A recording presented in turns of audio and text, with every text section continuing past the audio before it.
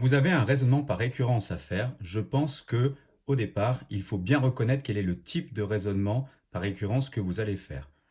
En effet, à partir du moment où vous reconnaissez le type de récurrence, ça va vous permettre de voir que le travail va être toujours le même sur le même type de récurrence.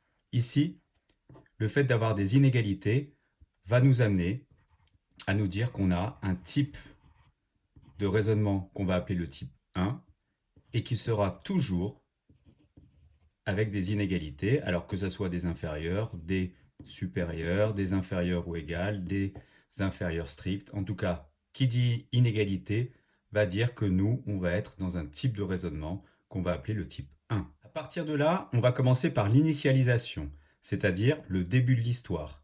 Pour qu'une propriété soit vraie pour tout n, il faut que le premier terme, par exemple ici U0, vérifie cette propriété.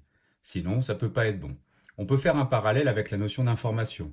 Pour qu'une information arrive bonne, il faut que la source de l'information soit correcte. Sinon, on a ce qu'on appelle une fake news. C'est-à-dire que si la source de l'information est fausse, forcément, on a une information qui nous arrive fausse, c'est une fake news.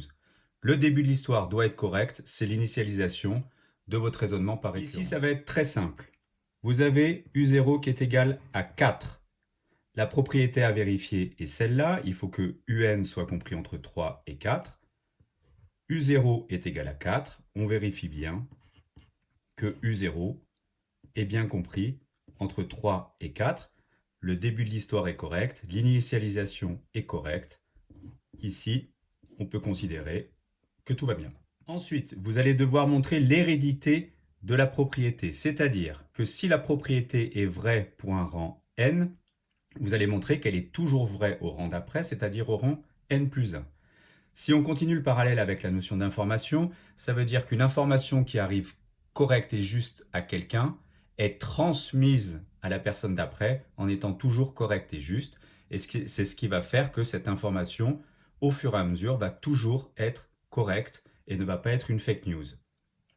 Pour cette hérédité, il est très important de bien repérer quel est le type de récurrence parce que au niveau du calcul, et ça va être un petit peu long ici, c'est le type de récurrence qui va vous permettre de bien démarrer et de bien gérer vos calculs. Ici, on est donc avec le type 1 de raisonnement, c'est-à-dire des raisonnements qui se font avec des inégalités. Dans ces cas-là, on suppose que la propriété est vraie pour le rang n.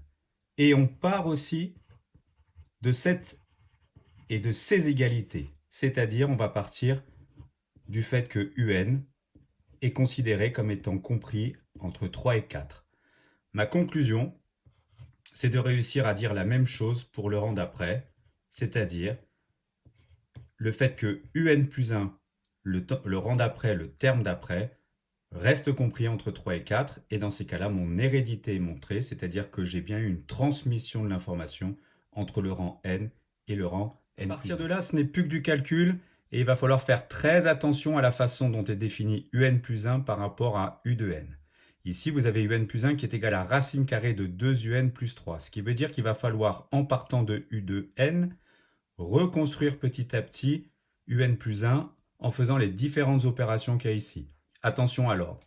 Le premier des calculs à faire, c'est 2un, c'est-à-dire on va multiplier par 2, et vous faites bien attention de tout multiplier par 2, c'est-à-dire 3 fois 2, 6, 2 fois un, 2un, 4 fois 2, 8. Là, vous êtes en train de passer de un à un plus 1 à l'aide de cette formule qui est ici.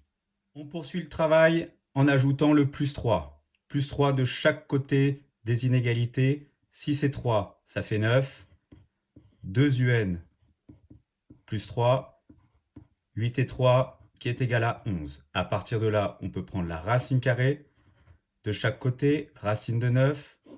Racine carrée de 2un plus 3. Racine carrée de 11. Il ne reste plus qu'à conclure. Vous avez racine de 9 qui est égale à 3.